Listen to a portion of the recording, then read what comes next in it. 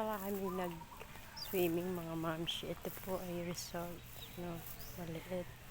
Papunta yan sa kapilya. Ito po ay resort dito. 60 pesos lang po yung entrance. Maganda resort siya.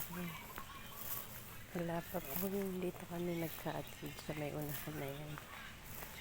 So, aga pa, wala pang tao dahil weekend ngayon. Sigurado mamaya mapupuno na naman yan. Wala pa yung service ko. So, naglakad-lakad pa ako kasi alam niya alas 7. So, 6:46 kasi ako lumabas. Favorite ni Danny. Yung aking manugang na kano. Saging yan. Pag nakakita siya ng saging na may bunga, ako gustong-gusto niya yan pitasin. Yan, oh. Ang daming malunggay dito. Ang ganda ng paligid, mga mamshi. Mamaya hihingi nga ako ng malunggay. Nadadaanan ko yun kasi naglalakad pa ako. Yung ano lang, hindi ko napaghandaan dapat before 7. Sinabi ko, puntahan na niya ako.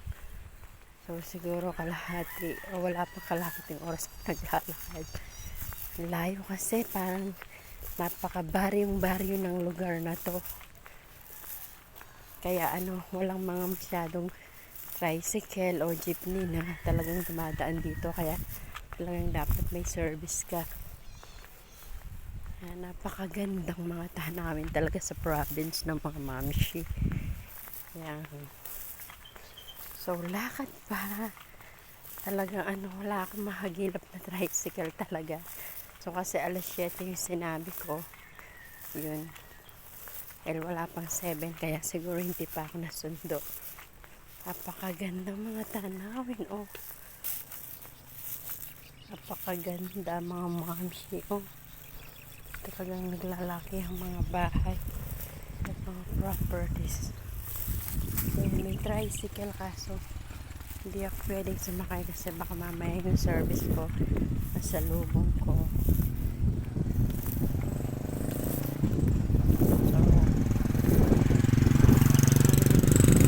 ang ganda mga mamshi, mga baka. Ayan, napakalawak ng mga lupain.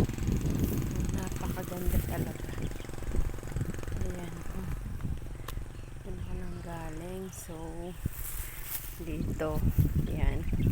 Malayo pa yung lalakarin ko. Siguro mga 40 minutes bago ako makarating sa aking lalagyan. Napakaganda ang mga tanawin. Napaka-presko sa ilalim ng puno mga mamshi, oh. Talagang lilim na lilim. Ang ganda talaga magmuni-muni dito. Parang makakalimutan ko yung problema ko kasi sa sariwang hangin, no? Mahangin-hangin mga mamshi, oh. Umaga pag 7 a.m. ang sarap sa pakiramdam dahil sariwang hangin malalanghap dito.